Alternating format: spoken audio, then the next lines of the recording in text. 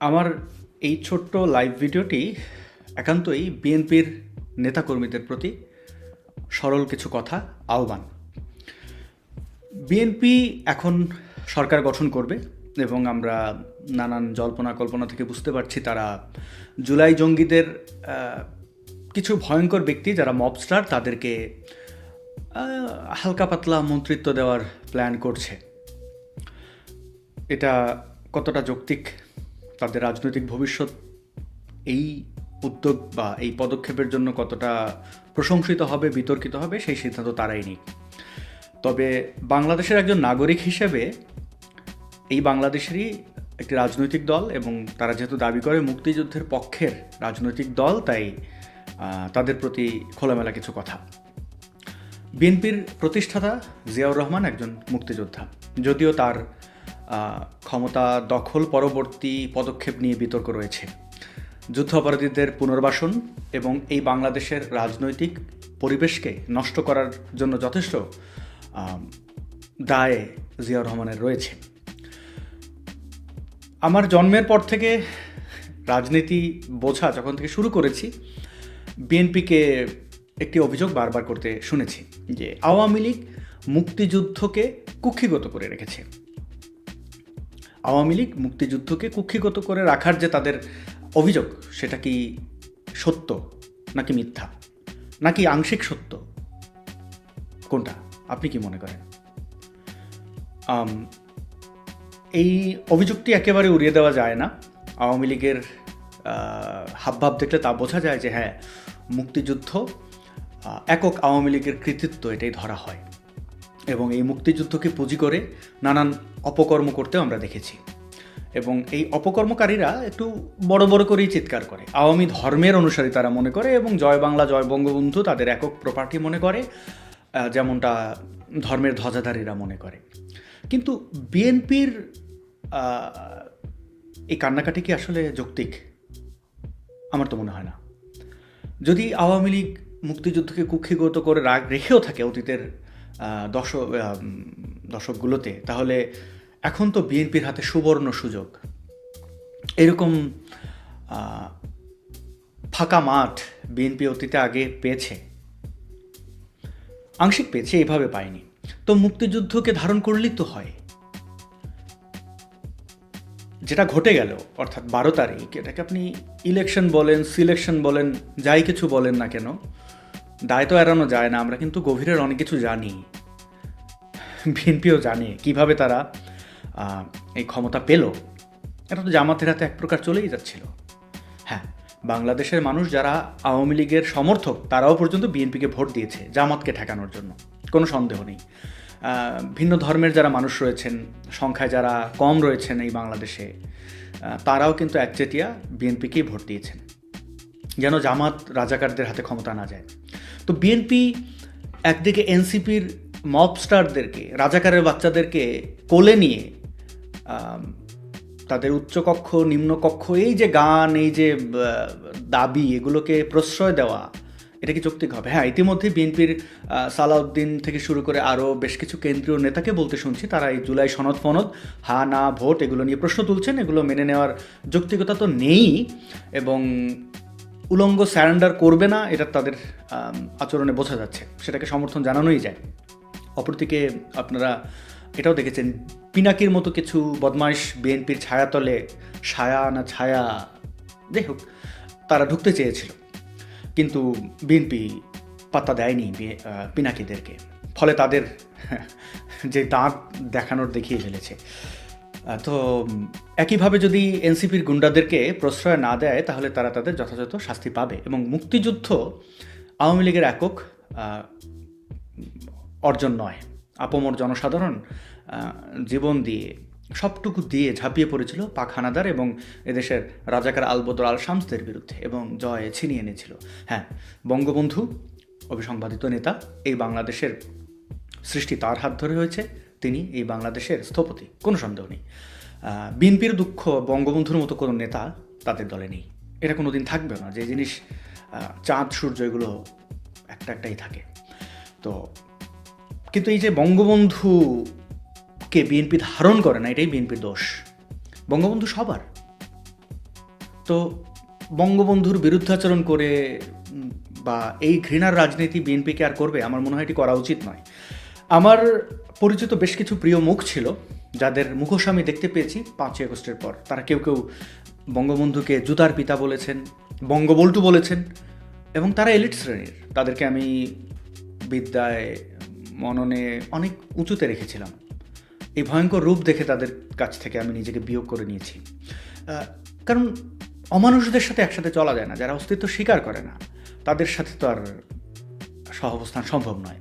তো বিএনপির আমার মনে হয় উচিত হবে মুক্তিযুদ্ধকে ধারণ করা, সত্যিকার অর্থে বঙ্গবন্ধুকে ধারণ করা, এই বাংলাদেশটাকে সবার জন্য উপযোগী করে তোলা। আওয়ামী লীগ যেই প্রতিশ্রুতি গণমানুষকে দিয়েছিল সেটি তারা রাখেনি। তারা মোল্লাদের সাথে আতাত করেছে। এটা কি জামাত বিএনপির জোট দেখা দেখি? আমি জানি না। তারা কেন মোল্লাদের মধ্যে বিলীন করে দিল নিজেদেরকে, এবং তারা তাদের শাস্তি পেয়েছে, সমূলে পালিয়ে যেতে বাধ্য হয়েছে এই বাংলাদেশ থেকে। তাদের অনেকেরই দাফন কাফন এই বাংলাদেশে আর হবে না। আমি এখনও চাই যে সবাই তার মাতৃভূমিতে ফিরুক। যে দেশের নাগরিক, সে অপরাধ করে থাকলে তার বিচার হবে।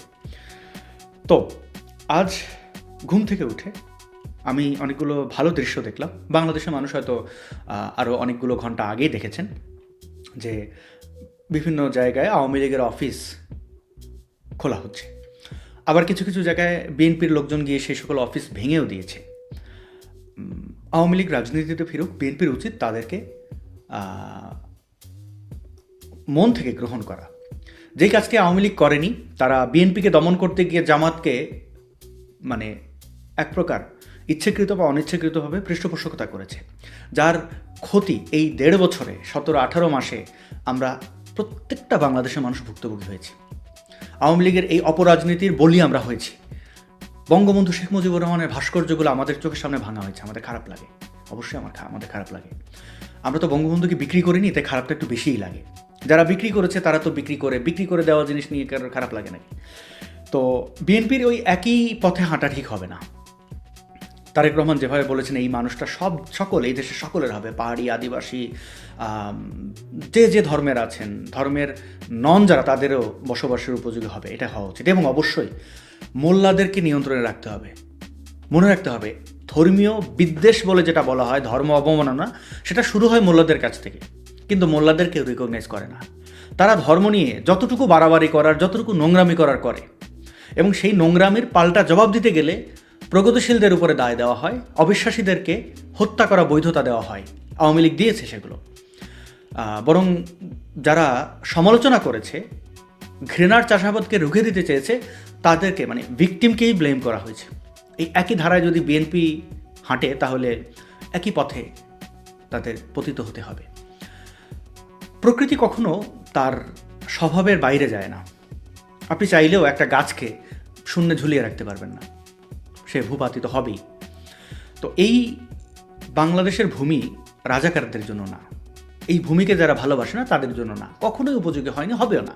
জামাত তার প্রতিষ্ঠাকালীন সময়ের পর থেকে এই গত 17 মাসে যে সুযোগ পেয়েছে সেটি সারা জীবনে আর কোনো দিন পাবে না, অতীতেও পায়নি।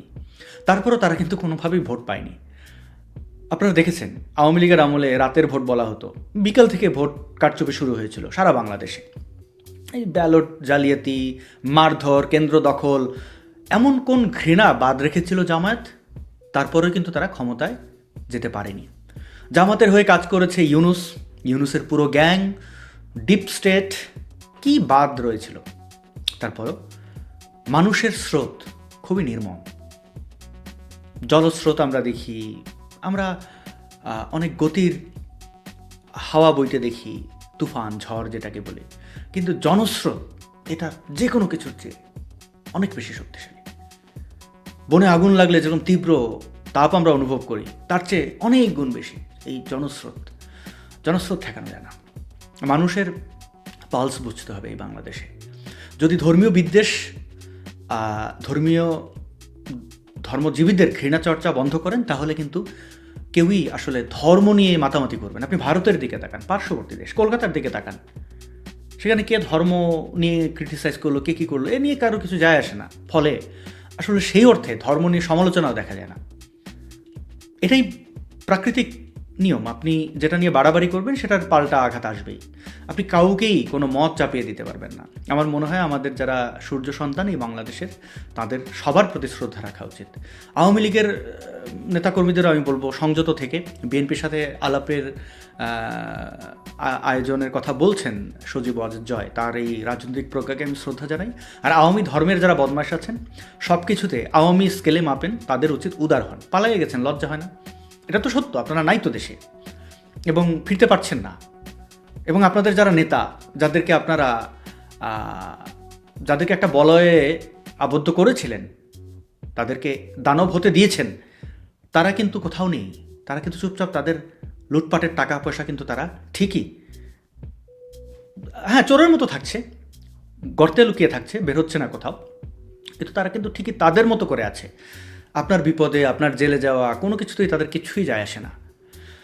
আজকে দেখলাম ঢাকা বিশ্ববিদ্যালয়ের অধ্যাপক, তিনি ধানমন্ডির 32-এ গিয়ে ফুল দিতে গিয়ে লাঞ্ছিত হয়েছেন, গ্রেপ্তার হয়েছেন। এখন আমি এই দায় বিএনপিকে দিতে চাই না, কারণ যেহেতু তারা এখন অফিসিয়ালি ক্ষমতায় বসেনি, তারা সব কিছু গুছিয়ে নিতে পারেনি। কিন্তু আওয়ামী লীগ যদি